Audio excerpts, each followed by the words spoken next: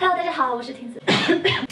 众所周知呢，现在第二波 second round is coming， 德国现在的日增已经达到了7000多例。身在德国的小伙伴们是不是觉得瑟瑟发抖？可是呢，相对于欧盟的其他国家来说，大家看这幅图就知道了，所有的红色区域包围着德国。耳听为虚，眼见为实，于是婷子就带着相机走访了多个超市。其实早在几天前，我们去逛HIT、Edeka、Kaufland 这几个超市的时候，完全没有厕纸。我带着好奇心又去走访了 Netto、Penny 还有 Edeka。Again，Edeka 跟 Netto 里边还是有厕纸的，不过这个叫 Happy 的名字的怎么就一抢而光了呢？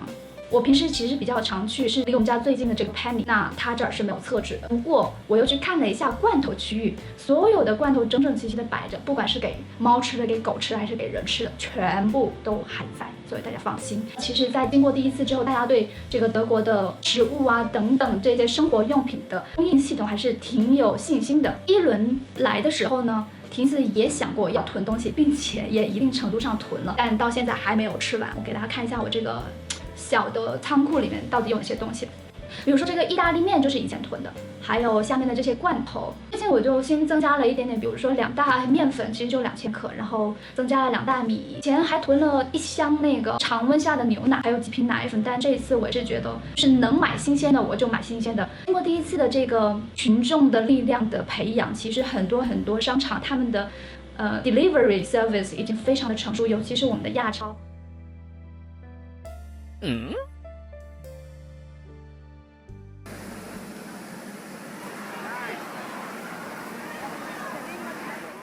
其实这个视频是2011年的时候就已经出来的，可能当时他们是做了一个就是促销活动，反正就是大家就蜂拥而至，但跟 Corona 一点关系都没有。但是为什么大家都还是要去抢厕纸呢？记得第一轮来的时候，厕纸在网上面能卖到99欧一把，真的很贵。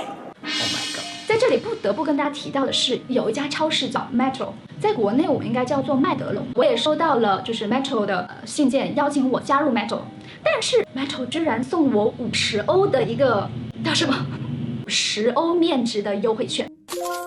而使用的规则极其的宽松，它只需要我购买55欧，我就可以使用这50欧的一个优惠券，也就是我可以花5欧的钱买55欧的东西。细思极恐，一，他们没有营业额，就没有办法去给员工们发工资。第二，如果他们既没有营业额又没有资金来源，他们也在所不惜，因为至少他们能够带来账面上的一个营业额。我相信营业额如果有一定的话，他们应该可以利用这个数据再去跟银行多贷一些钱，这是我的一个思考逻辑，我不知道对不对。如果知道的小伙伴可以在下面评论留言。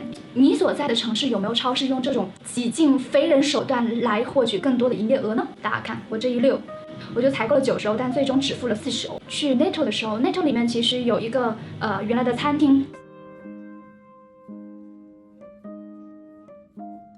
现在也是要转租，就完全没有办法经营下去。其实呢，作为一个生活在德国的普通小市民，我不是特别担心第二轮，唯一可能担心的就是病毒的变异问题。因为我们也知道西班牙病毒在第一轮的时候也是很弱的，反而是第二轮非常的汹涌，导致了非常多人死亡。但是我们知道今天的这个科技水平和医疗水平已经不是18世纪、19世纪那样子的水平了。还有我们大家都会生活在一个信息非常畅通的一个环境下。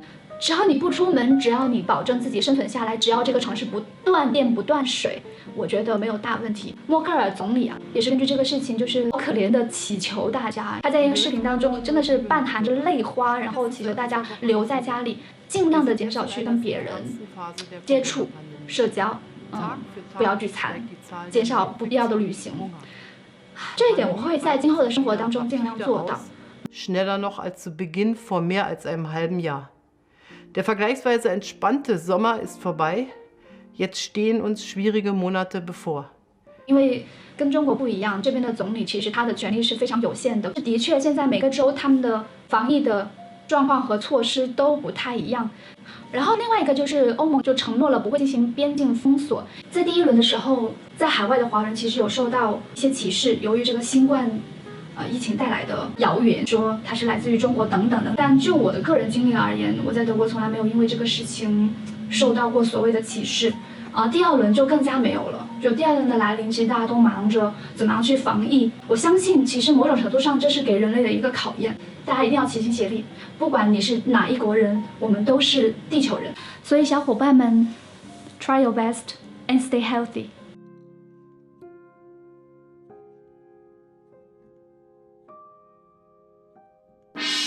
不需要上厕所者，因为 coronavirus 没有让你多上厕所。